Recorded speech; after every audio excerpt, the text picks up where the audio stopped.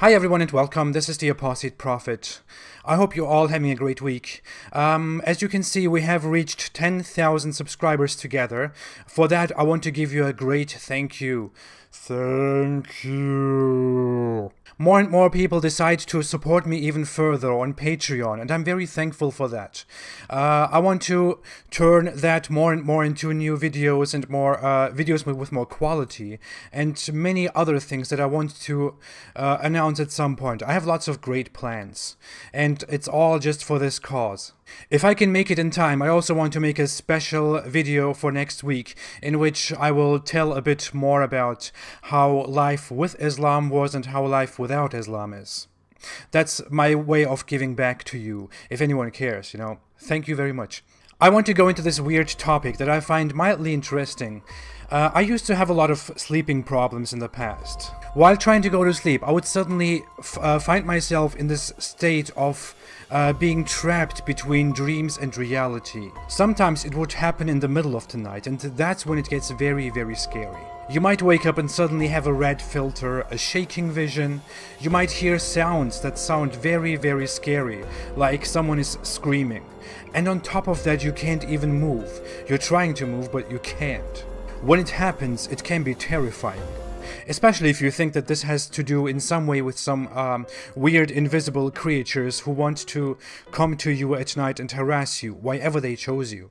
It gets better when you learn about sleep paralysis and how to deal with it. My problem was sleep paralysis, but because many people don't understand really what sleep paralysis is, including me back then, they attribute it to some supernatural beings that come to you at night. Ooh. I don't have this problem anymore, but I used to have it in the past, and it troubled me a lot. And it troubled me so much that I found the solution in putting Quran verses and prayer sheets under my pillow. It didn't help, but it had a placebo effect. I was very convinced that I was dealing with some form of demon back then. How could I not? We have stupid fantasies of horror and demons everywhere. But if you grow up as a Muslim, you learn from the beginning that there are these beings called jinns. They reside in darkness, they come to you in darkness, and they also somehow stay at places where it's filthy. I don't know why. All the people might tell you stories that terrify you, like some dark thing running after you, appearing to you only at night, touching you, trying to flirt with you even, or even raping you. Most Muslims actually believe that some invisible demons or invisible beings called jinns can fall in love with you and rape you or try to get married to you. If you want to enjoy some stupid stories, you can listen to some funny-looking guys that must be results of such weird sexual interactions. Anyway, in Islam, these weird creatures called jinns exist, and the majority of Muslims believe in their existence, even though Islam claims to be fulfilling Christianity and Judaism, two religions that never had such stories of some weird beings that live in a parallel world like humans and also go to heaven and hell.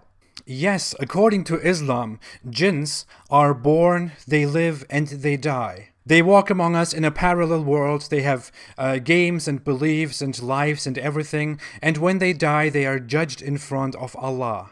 The Quran even speaks to humans and jinns several times and declares to be a religion for humans and jinns.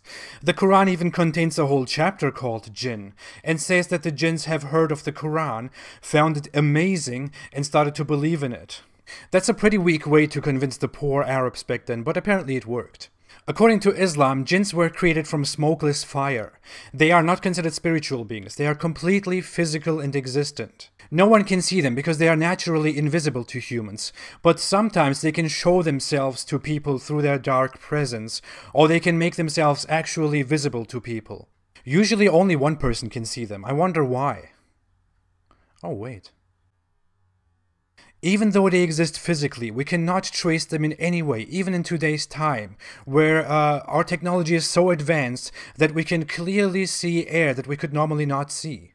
It's weird how we can't trace them in any way, but they somehow enjoy our dirt and our garbage. Muhammad even said that jinns and devils visit human toilets frequently, which is why Muslims are supposed to ask Allah for help before they go to the toilet. The Messenger of Allah said, "These privies are frequented by the jinns and devils, so when anyone amongst you goes there, he should say, 'I seek refuge in Allah from male and female devils.'" In the following hadith, it gets even weirder. A deputation of the jinn came to the Prophet and said, "O Muhammad, forbid your community to clean themselves with a bone or dung or charcoal, for in them Allah has provided sustenance for us." So the Prophet forbade them to do so.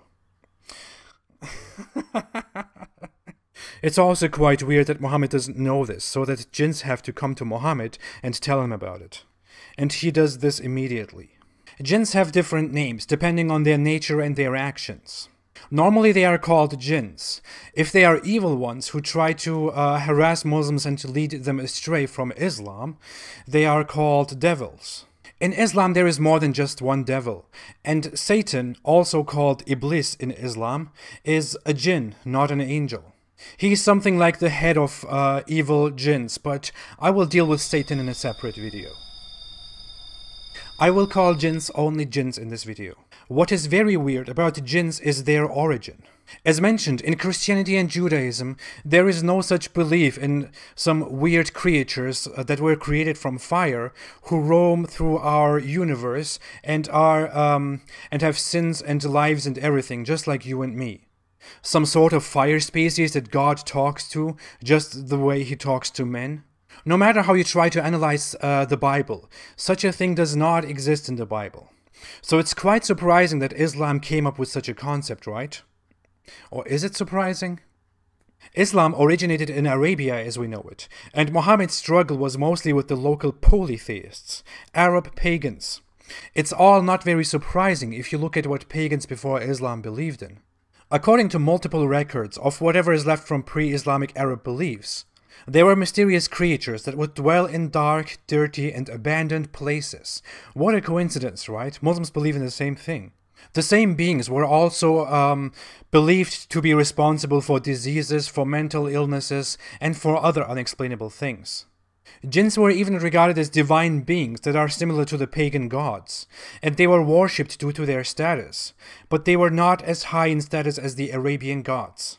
Now, I won't go and mock that belief, because it was pretty common to believe in such nonsense, even among pre-Christian Europeans.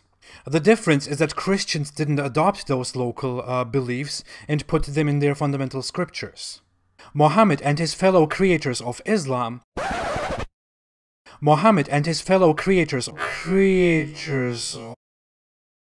took pagan beliefs and phobias as they are, changed them a little bit, and put them into the Quran in Islam, which was supposed to be an Abrahamic religion, based on the biblical God and the biblical prophets.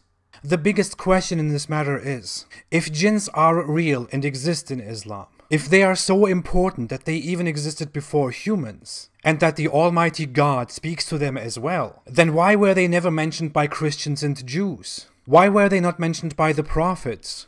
Why do jinns not have any role in the Bible? Some Muslim scholars notice that gap, then they take some biblical references to demons and imply that jinns were also mentioned in the Bible. If you read the Bible impartially or from a Christian or Jewish point of view, there is just no such thing in the Bible.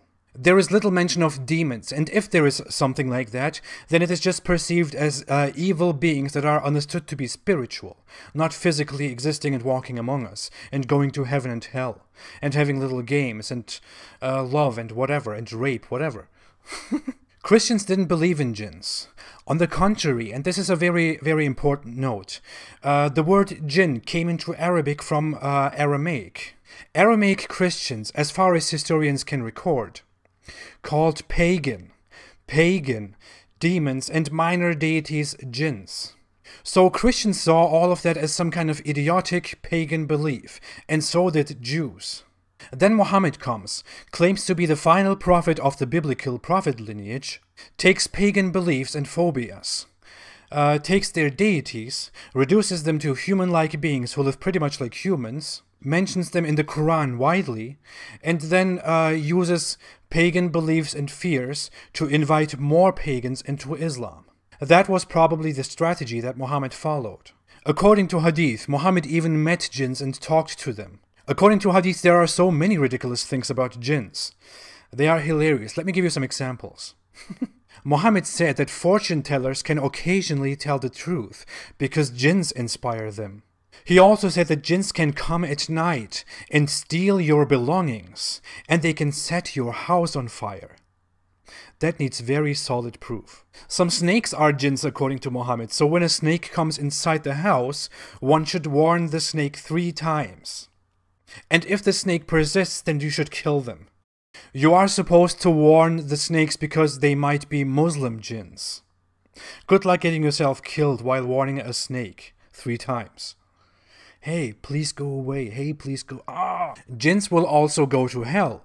How fire will harm fire is a mystery. Evil jinns can come sometimes and disturb you in the middle of the prayer. If that happens, you are supposed to spit to your left 3 times. That makes them go away. It just goes on and on like this. But I don't want to give you brain cancer right now. I will just leave that to a dedicated video to such nonsense. And if you are a woman who doesn't dress properly and modestly, then jinns can also fall in love with you and follow you and harass you and try to get married to you or have sex with you. These are words that come from some very, very scholarly Muslims. It's so clear and easy to see.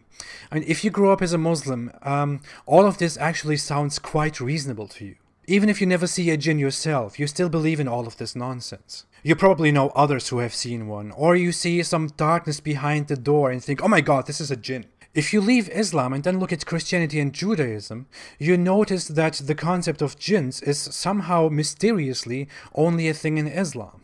Christians and Jews must have falsified their scriptures and must have gotten rid of all kind of traces belonging to jinns, for what reason ever.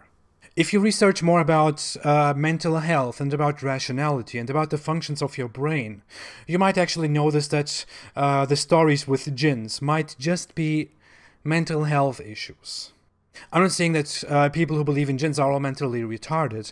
I'm saying that people who created this concept of jinns might have had a problem. Whatever it is, the belief in the existence of jinns is pre-Islamic paganism. And Muhammad and his friends somehow took that concept and put it into the Islamic belief. Remember the video from Wednesday about female genital mutilation? Remember how moderate Muslims say that female genital mutilation is not an Islamic problem because it existed before Islam? Jinns also existed before Islam, but I can't see Muslims going around and telling people that the whole jinn thing is complete nonsense because it has pre-Islamic roots. Do you? Thanks for watching. If you like this video and my content in general, please don't forget to like and to subscribe and to share. May you be harassed by jinns if you don't. You can also support me. If you want to support my cause, you can support me on Patreon. My channel is not monetized and never will be, so you might never see ads. The link to Patreon is below in the description. I appreciate it so much if you want to support me in any way. If you have video requests, please share them with me in the comment section. I take all of them seriously and I put them on my list, unless they are on my list already. I will be back next week. Have a great weekend. Be well and stay away from Islam.